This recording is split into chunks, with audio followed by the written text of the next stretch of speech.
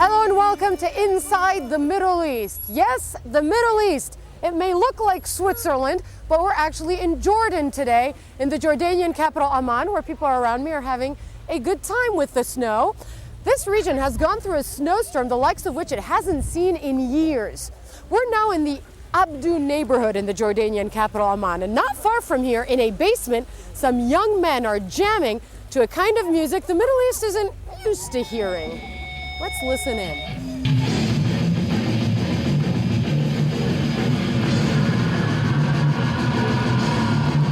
Not what you'd expect to hear in the basement of a well-to-do house in Amman, Jordan.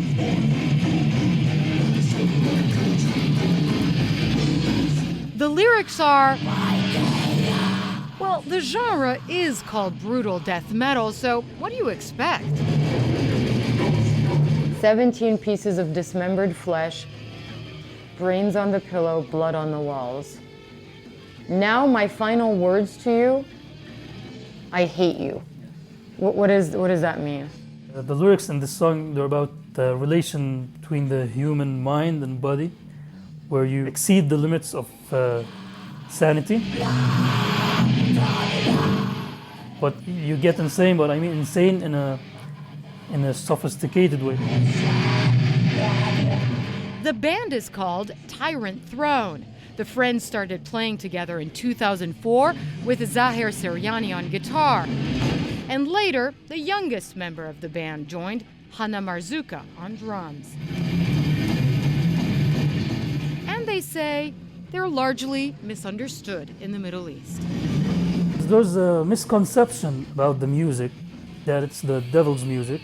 And I think this misconception isn't only in the Middle East, it's worldwide, but especially in like third world countries. So yeah, people aren't like accepting it so much. We have no support.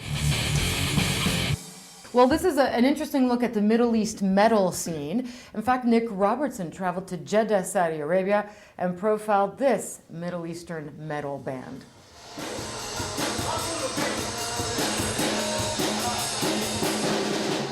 In a tiny blacked-out garage in a back street of Saudi Arabia, there's a revolution taking place.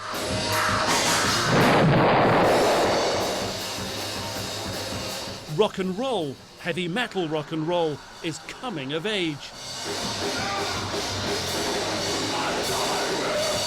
And the band, Wasted Land, is leading the way. 2 years ago, there wasn't that much bands. 2 years ago there were only two bands, our bands and other bands. Ayman Al-Ghamdi, a 25-year-old human resources assistant, is the band's lead guitar, also its founder. The internet, he says, is the engine of change. Some of them I met them through the internet, some of them I met them through other guys and through my guitar teacher.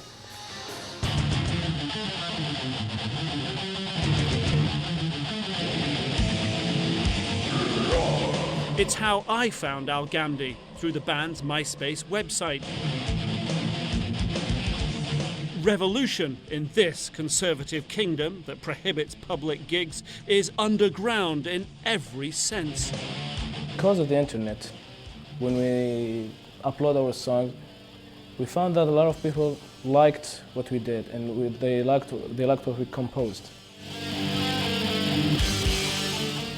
Contrary to what some people think, the band says they didn't get their name Wasted Land from any assessment of Saudi Arabia, but actually named themselves after a song by a German rock band, a band they admire. For a bunch of guys who make a lot of noise, they are pretty softly spoken, but their ideas are bold. Maybe some people may get an idea about we are all like Bin Laden or this kind of stuff, so we are not. We are normal people. We live in our life and enjoy our life, music and work and stuff, yeah. They say they are reaching out, using the internet, streaming their vibe across borders that just a few years ago would have been impenetrable boundaries. Our song spread to countries like USA, Europe, and to other Gulf and Arabian countries.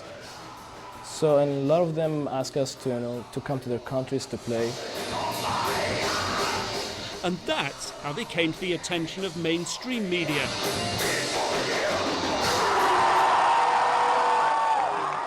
At the Battle of the Bands in Dubai, surprising even themselves, voted third in the region's most hotly contested gig fest. They told me, "Are you Saudi?" So I told them, "Yeah, I'm Saudi." "So you play heavy metal?" "Yeah." "As Metallica and Iron Maiden and stuff?" "Yeah." So he told me, "It's strange. How could you do that?" Back home, it isn't so easy being wasted land. The society here, they don't accept this kind of music. It's they consider it as something for the devils, and they crazy. Look at this guy, he's shaking his head and stuff. He screams.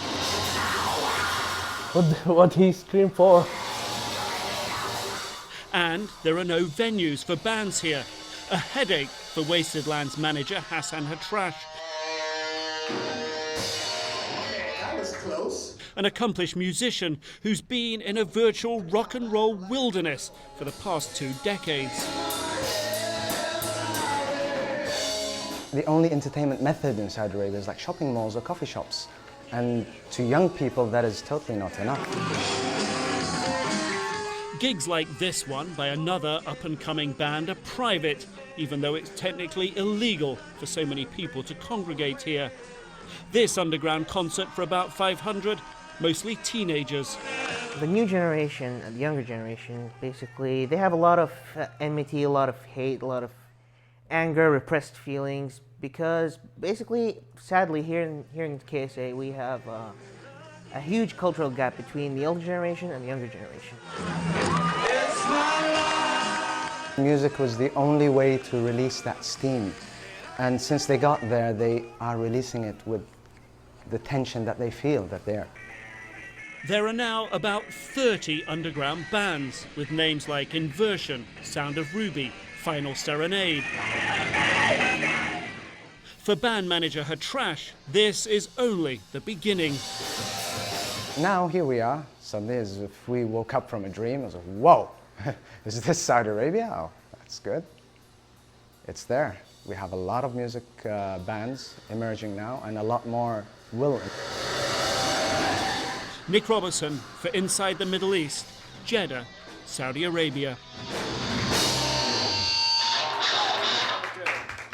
After the break, a freak snow blizzard on parts of the Middle East, and it's still snowing. The story after this.